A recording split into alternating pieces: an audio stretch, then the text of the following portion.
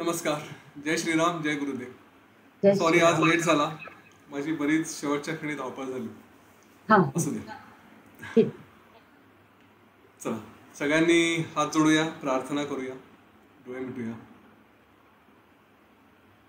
प्रार्थनेसाठी एक खोल दीर्घ श्वास घेऊया.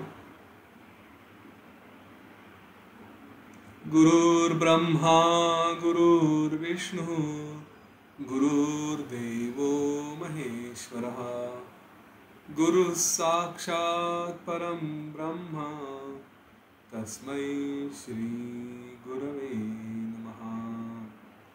तस्मै श्री श्री गुरवे नमः.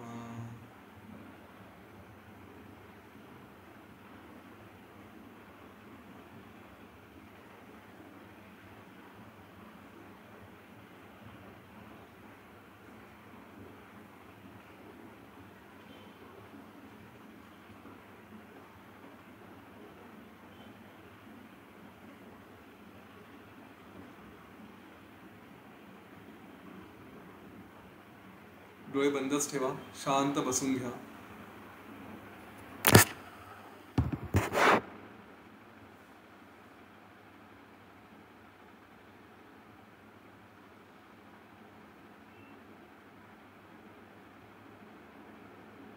आपलं लक्ष आपल्या श्वासावर.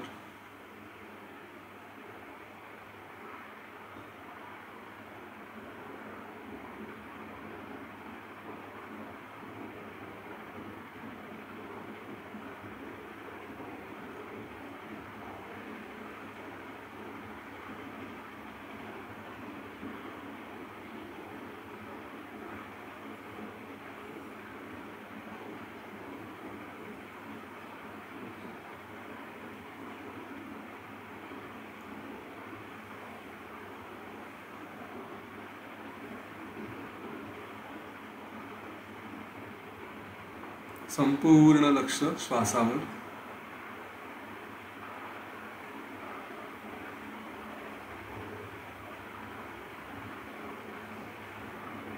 ह्या श्वासाला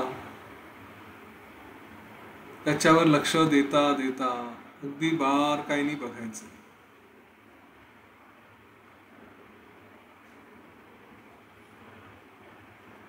रांगोळीची अगोदर रूपरेषा काढतो तसं सहज श्वास कसा चाललाय हे बघायचं. आणि मग हळू हळू हळू हळू ती रांगोळी तशी भरत जातो. जसे त्याच्यात बारकावे काढले जातात तसंच या श्वासाची बारीक बारीक गोष्टी, कुठून उगम होतो आहे, कुठे थांबतो आहे, प्रवास कसा करतो आहे,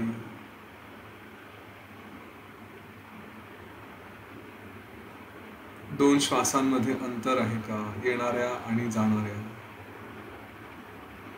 श्वासाची लय अगदी सरळ आहे की त्याच्यात काही अडथळे आहेत.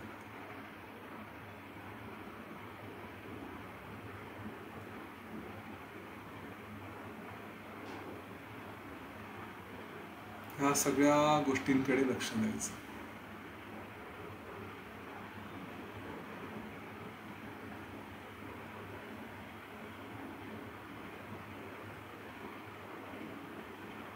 श्वास घेताना सोडताना शरीराची होणारी हालचाल जी सहज लक्षात येते, जसं की पोट हलत आहे, छाती हलते,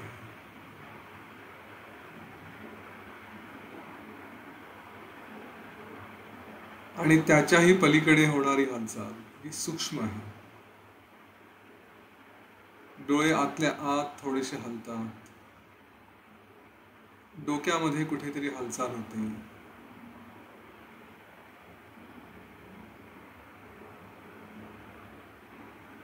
छातीत, पाठीत, शरीराच्या कुठल्याही भागात सूक्ष्म हालचाल होत असते, तिच्याकडेही लक्ष द्यायचं.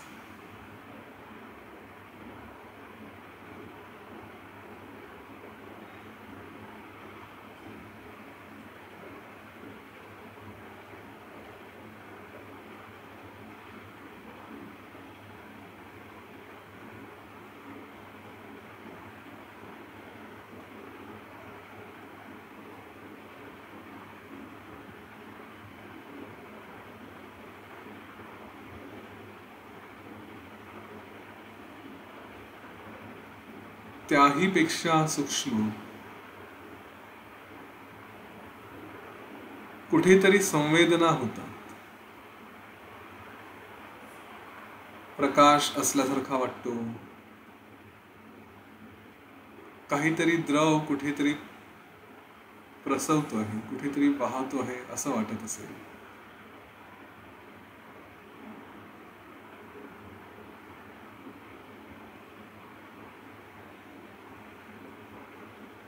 कुठल्या तरी स्नायूंना जास्त विश्रांती मिळते असं वाटत असेल.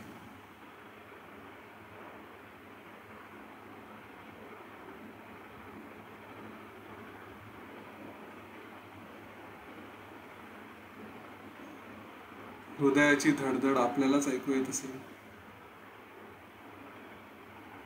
जाणवत असेल.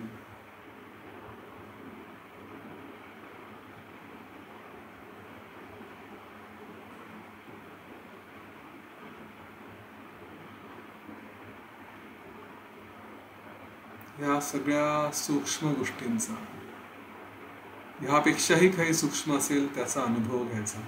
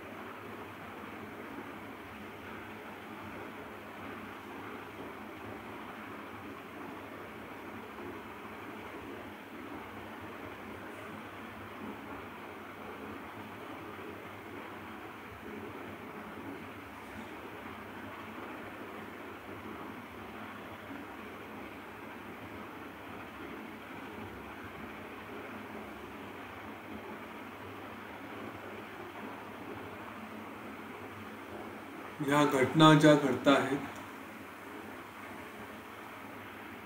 त्यांना तटस्थतेने बघून सगळं लक्ष श्वासावरतीच ठेवायचं. जे झालं ते फक्त अच्छा असं होत आहे एवढ्याच भावनेने बघायचं आणि पुन्हा लक्ष श्वासावर.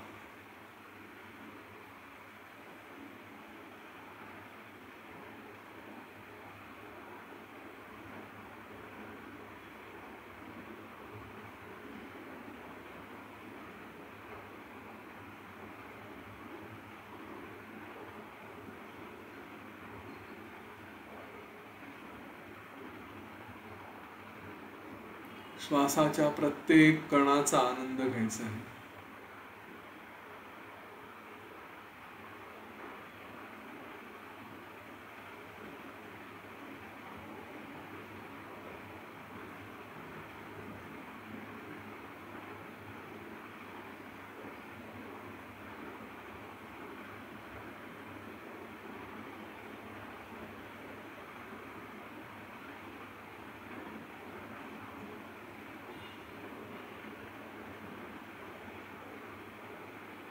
आणि आता हा आनंद घेत असताना ह्या श्वासावर लक्ष दिलं असताना जी जगाची अवस्था आहे, जे जग होतं या काळात, ते त्या जगाचं खरं स्वरूप.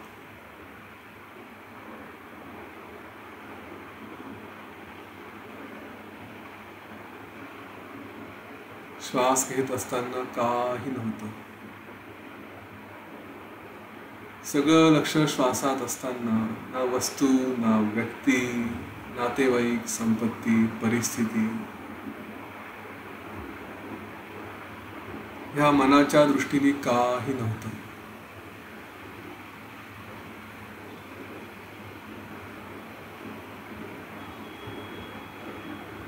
हे जग तेवढंच खरं आहे जेवढा आत्ता अनुभवलं.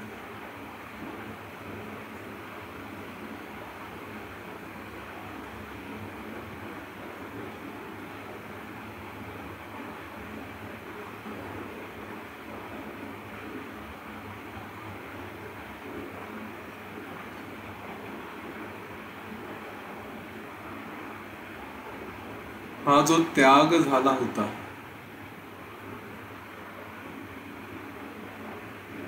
जो आपण श्वासावर लक्ष ठेवून घडवून आणला,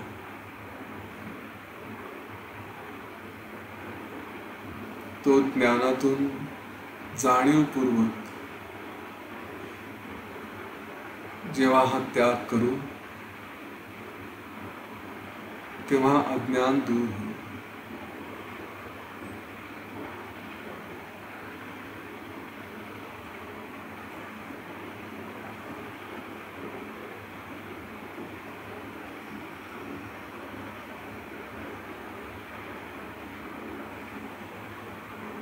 ज्याच्यावर श्रद्धा ठेवावी असं काही नाही.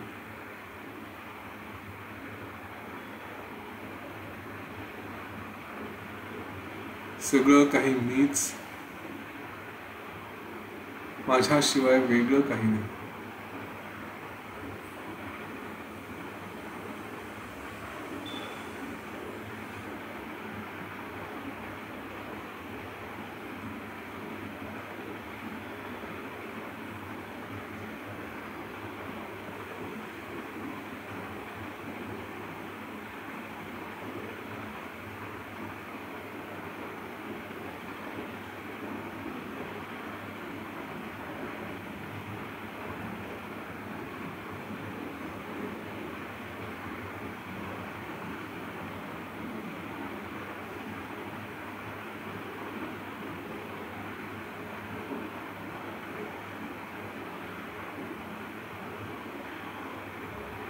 ओम गुरवे नमः. ओम शांती शांती शांती.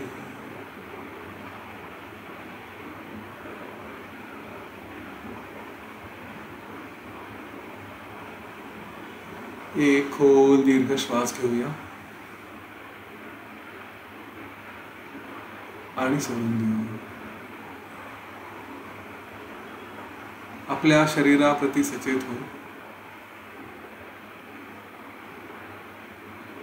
वातावरणाप्रती सचेत हो.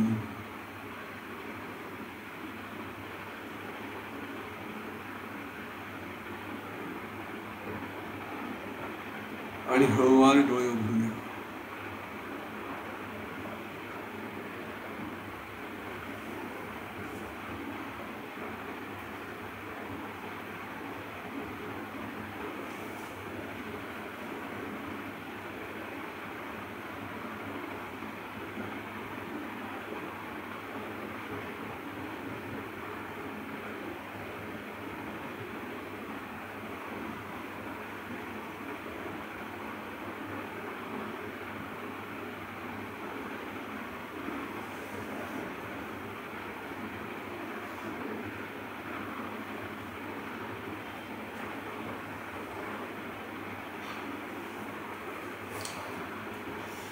जय गुरुदेव.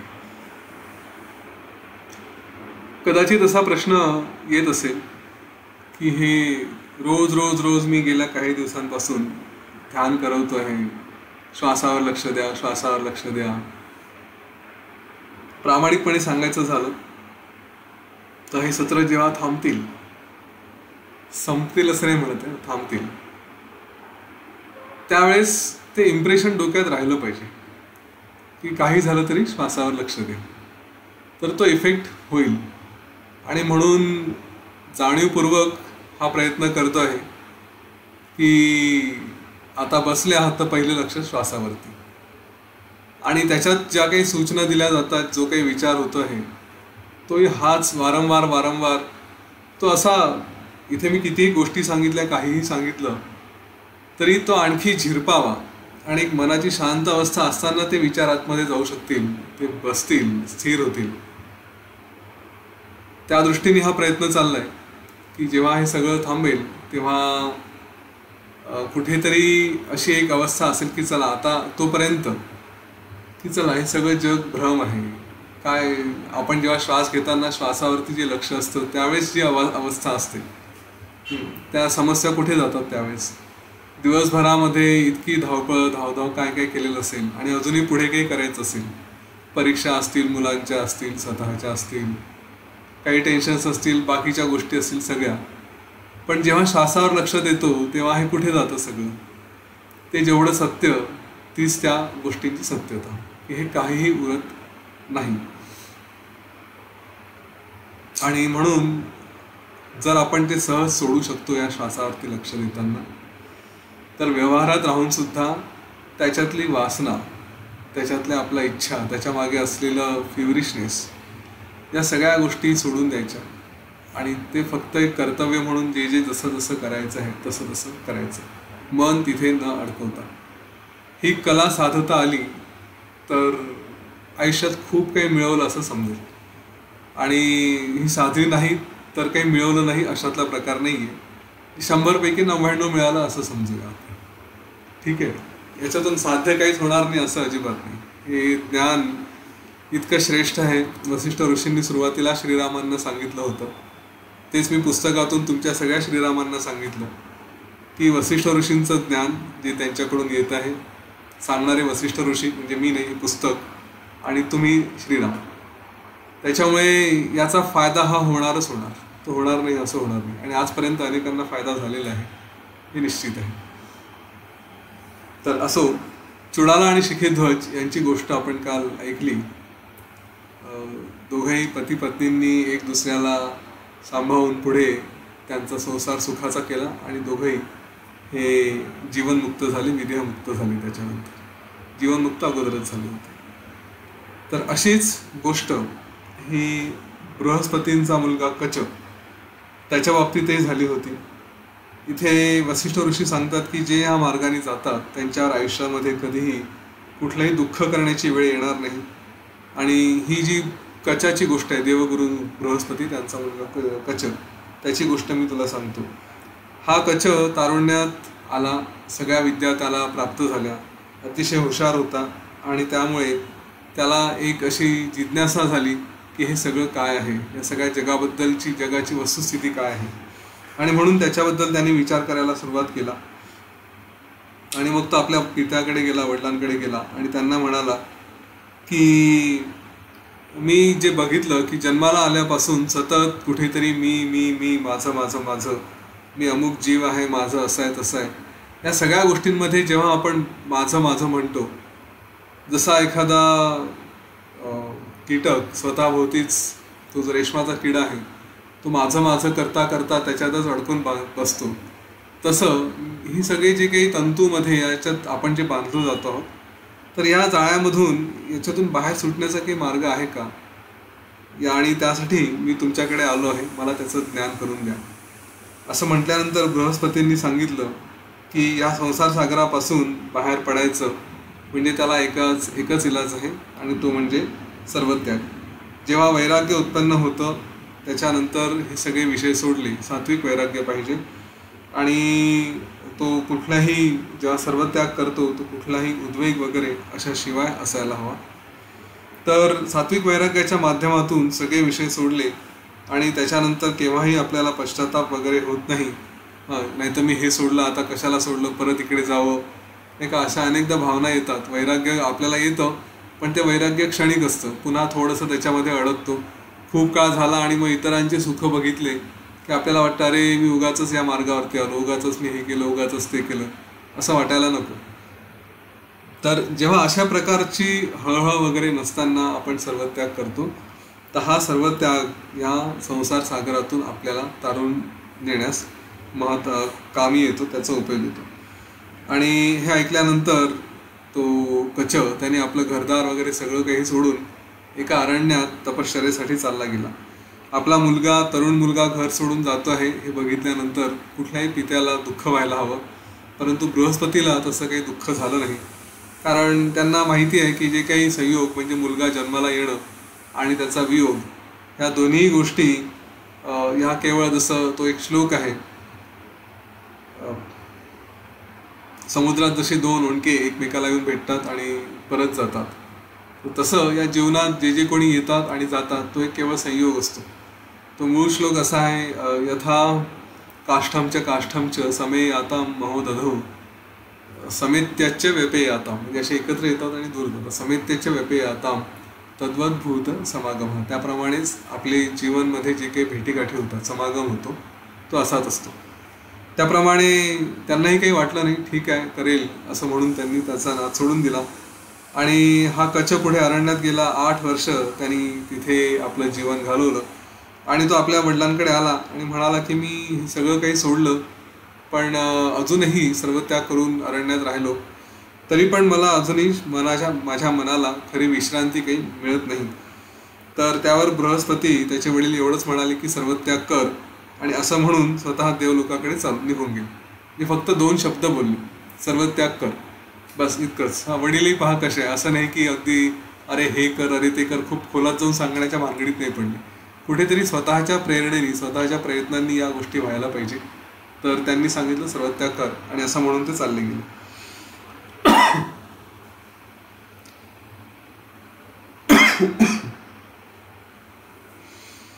तेव्हा कच्छाकडे जे काही दंड कमंडोलू वगैरे शिखीध्वजासारखंच त्यांनी सगळं काही सोडून दिलं.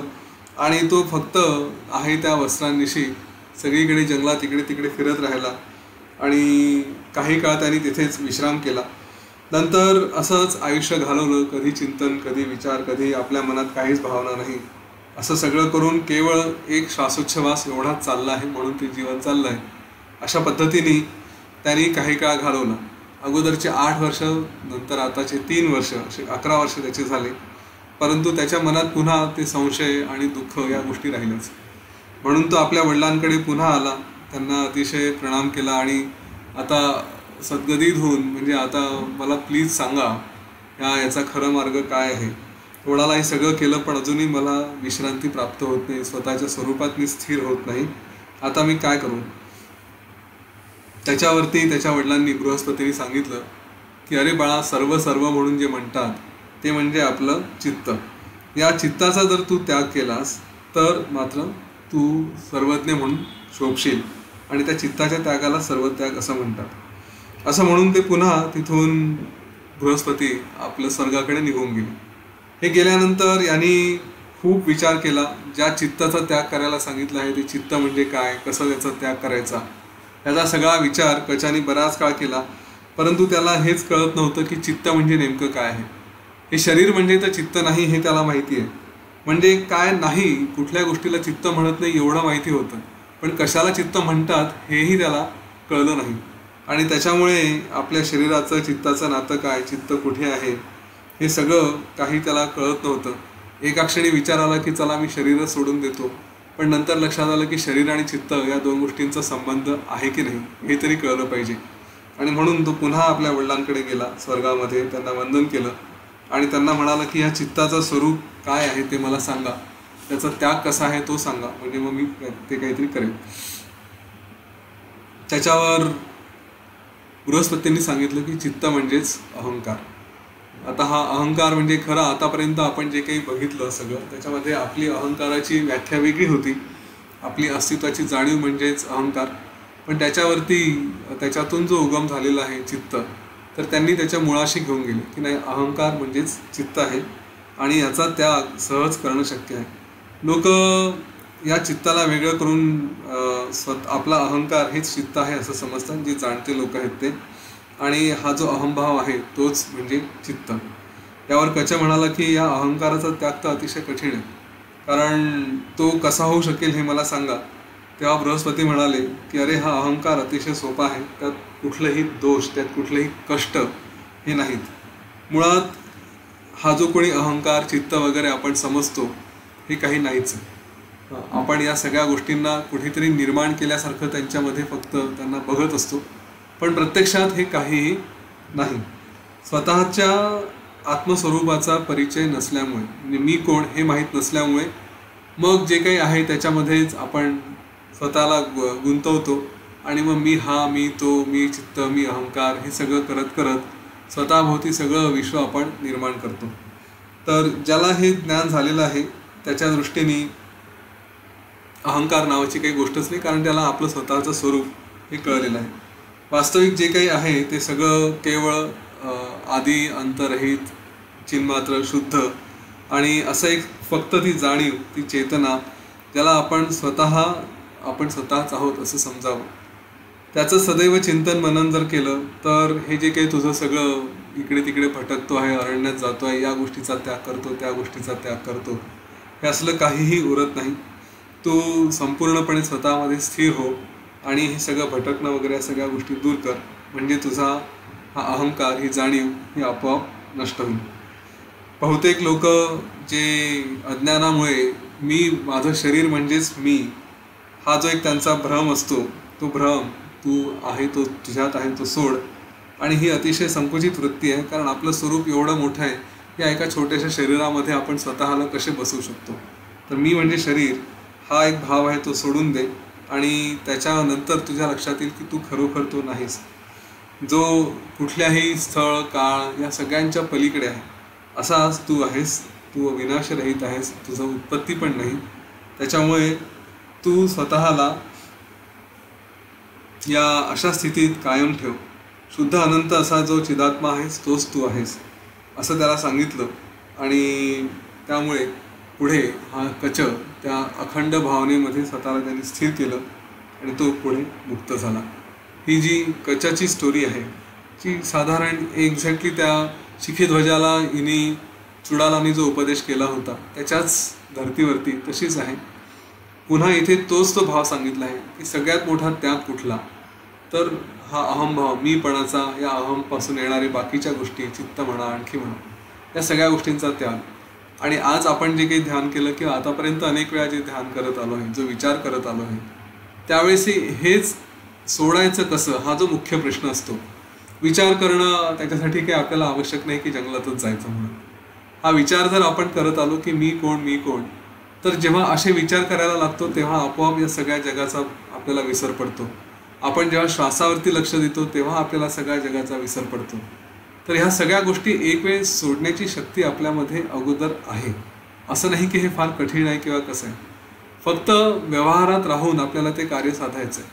त्यामुळे अभ्यास कशाचा करायचा आहे, तर अभ्यास याचा करायचा की मी व्यवहारात राहील, मला जे काही कार्य पार पाडायचे ते पार पाडेल, परंतु माझ्या मनाकडे मी थोडं सतत लक्ष देईल की कुठे वेगवेगळे विकल्प संकल्प असे येत आहेत का, कुठे माझ्या भावना या थोड्या वेगळ्या होत आहेत का, आणि त्या वेगळ्या झाल्या की पटकन स्वतःला पकडायचं, अरे नाही हा मी नाही. आणि मग जर असं आवरलं जात नसेल, आपल्याकडनं नियंत्रणात होत नसेल, तर स्वतःच्या श्वासावरती लक्ष द्यायला सुरुवात करायची.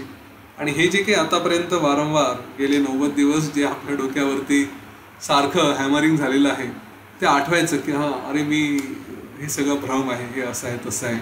आणि अजूनही विश्वास नसेल बसत तर श्वासावरती लक्ष ठेवायचं. व्यवहार करताना अगदी म्हणजे व्यवस्थित करायचा, त्याच्यात कुठेही चुकायचं नाही. परंतु आतमध्ये असं म्हणतो की श्वास अजिबात हालायला नको, आपला श्वास एकदम स्थिर राहायला हवा. प्रभू श्रीरामांनी एवढं युद्ध केलं, सगळं केलं, इतके प्रसंग आले, परंतु श्वासाची लय त्यांची बिघडली असेल असं मला काही वाटत नाही. हे लोक अतिशय शांतपणे सगळं काही जे असेल प्राप्त ते त्यांनी केलेलं आहे. एवढा मोठा युद्धाचा प्रसंग त्यांनी ह्याच ज्ञानाच्या भरोशावरती एकदम सहजपणे ते त्याला तरून गेले, पार करू शकले. तर आपल्या जीवनात अनेक प्रसंग येतील, पण त्यावेळेस हा श्वास, हे ज्ञान ह्याला जागं ठेवायचं, व्यवहाराला चुकायचं नाही, व्यवहार व्यवस्थित करायचा, स्वतःला मात्र पूर्णपणे स्थिर ठेवायचं. आणि याच्यात जर काही त्याग करायचा असेल तर व्यवहार त्यागायचा नाही, चित्ताचा त्याग करायचा, व्यवहार हा आपला पुढे सुरूच ठेवायचा. हा विषय आणखी स्पष्ट करून सांगताना वसिष्ठ ऋषी आणखी एक गोष्ट सांगतायत. ते म्हणतायत की हे सगळं जग केवळ या अज्ञानामुळे आपण त्याला खरं समजतो.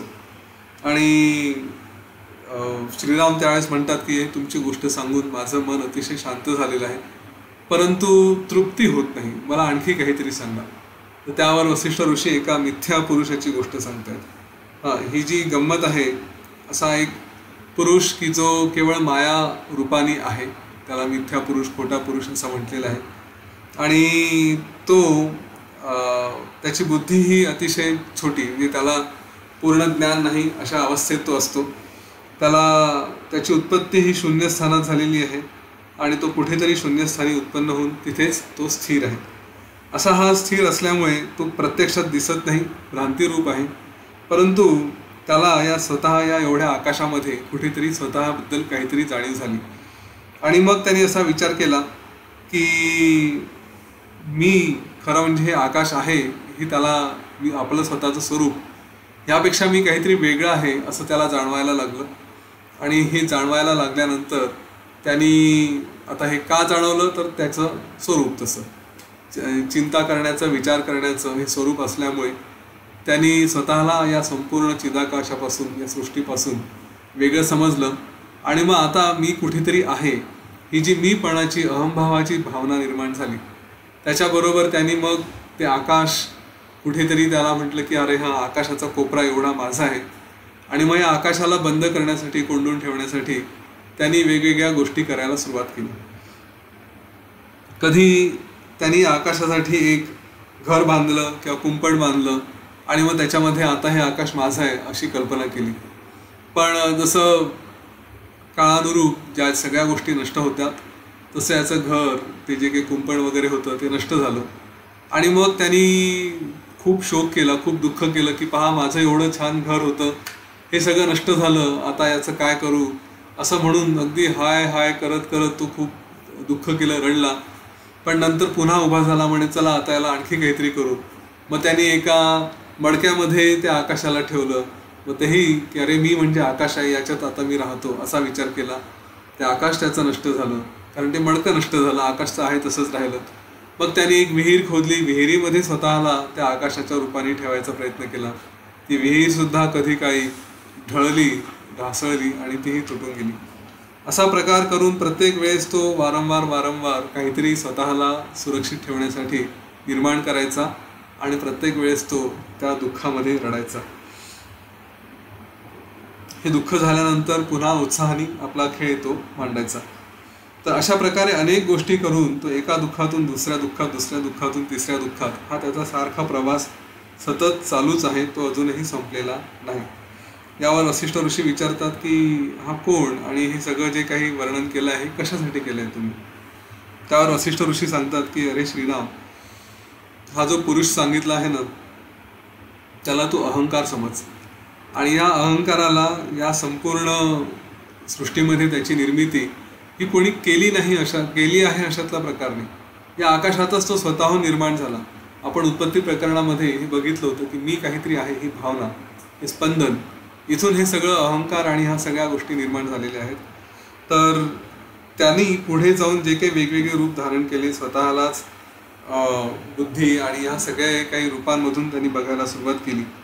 तर असा मी तसा मी हे करत, ह्या सगळ्या कल्पना करत तो स्वतःला ते वेगवेगळे नावं देतो.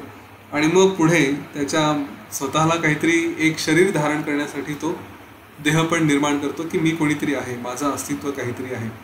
आणि हा देह निर्माण झाला की त्याच्या पाठोपाठ मग या देहाला काहीतरी काम करणं आलं, म्हणून त्याचं कार्य, त्याच्या वासना आल्या, काहीतरी करण्याची इच्छा झाली, कार्य करण्याची, म्हणून ती इच्छा, अशा रीतीने. आणि ही इच्छा पूर्ण करण्यासाठी म्हणून केले जाणारं कर्म. तर हे कर्म आणि जे त्याच्यातली त्याच्या मागची इच्छा, ह्या अशा गोष्टी तो करतो. आणि स्वाभाविकपणे याच्यातून वारंवार कर्म करत गेल्यामुळे वेगवेगळ्या वासना आणि पुन्हा त्यांची आठवण, या सगळ्या गोष्टी अशा रीतीने तो त्या चक्रात फसतो.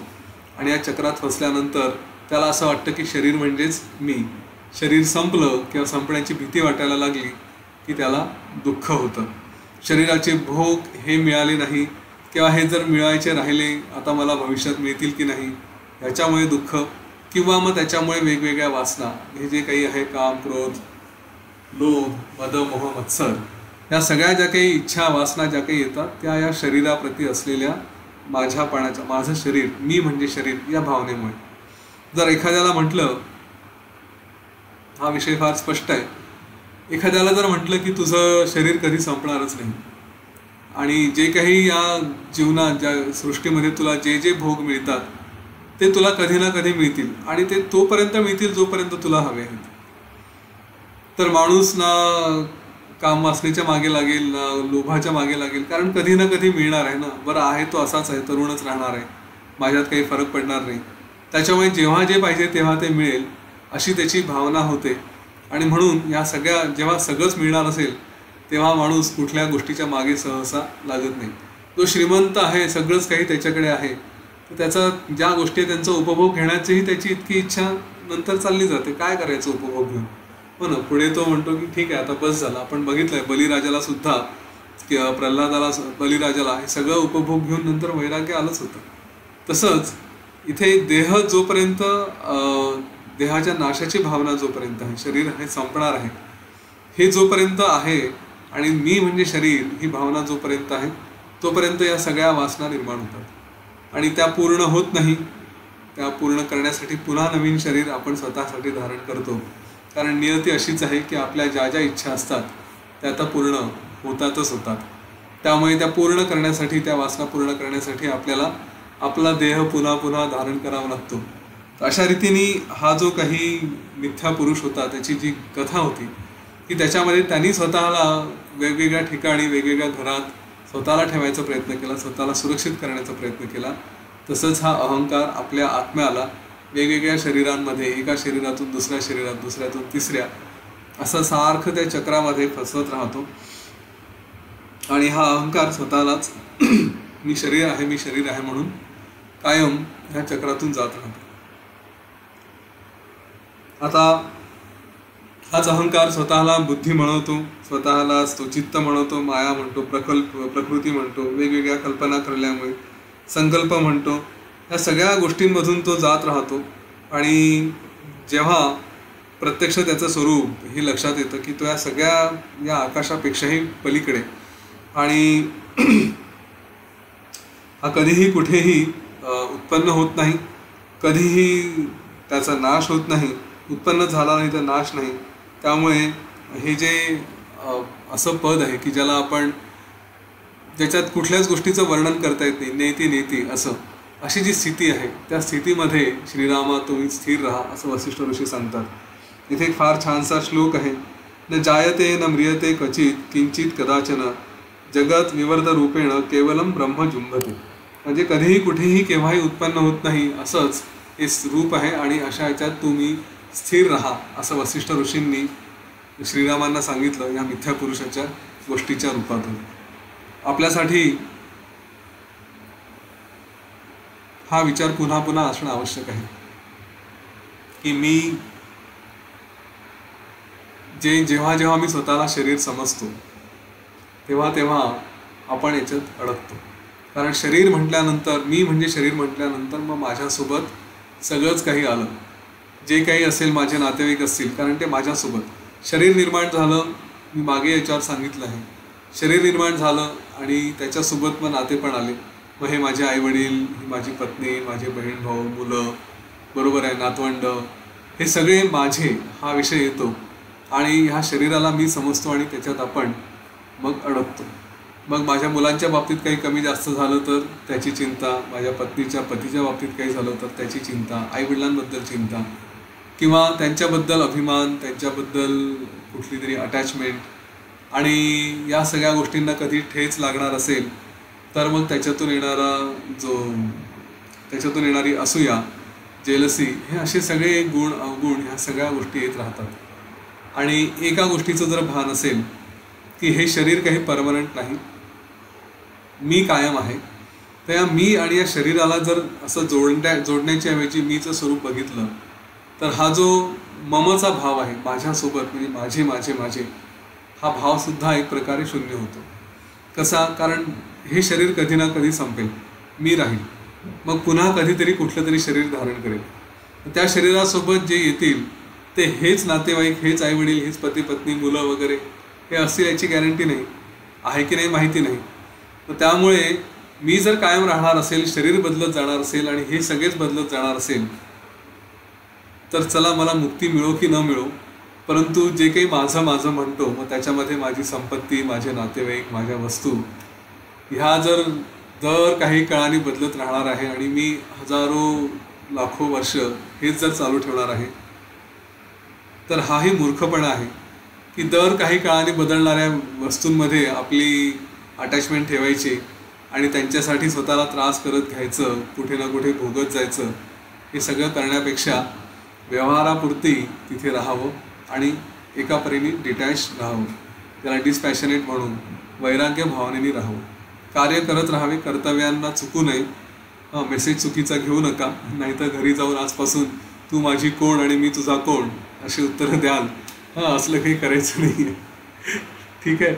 आपल्याला आपले कर्तव्य नाते जे काही आहेत ते या जगात या व्यवहारात व्यवस्थित करायचे, परंतु त्याच्यामध्ये जी अतिशय ओढ असते ती ओढ मात्र थोडीशी आपली सांभाळायची. ठीक आहे, या गोष्टीचं भान ठेवा, कारण हे पुन्हा काही काळाने बदलत राहणार आहे. त्याच्यात असं म्हटलेलं आहे की काय कॉन्स्टंट आहे त्याच्यावरती लक्ष द्या.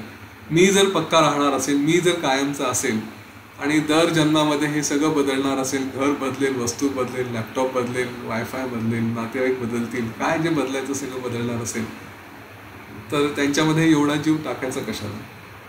कॉमन सेन्सची गोष्ट आहे. जीव त्याच्यात टाकायचा जो कायम आहे, जो आपल्यासोबत कायम राहणार आहे, त्याच्याकडे लक्ष द्यावं.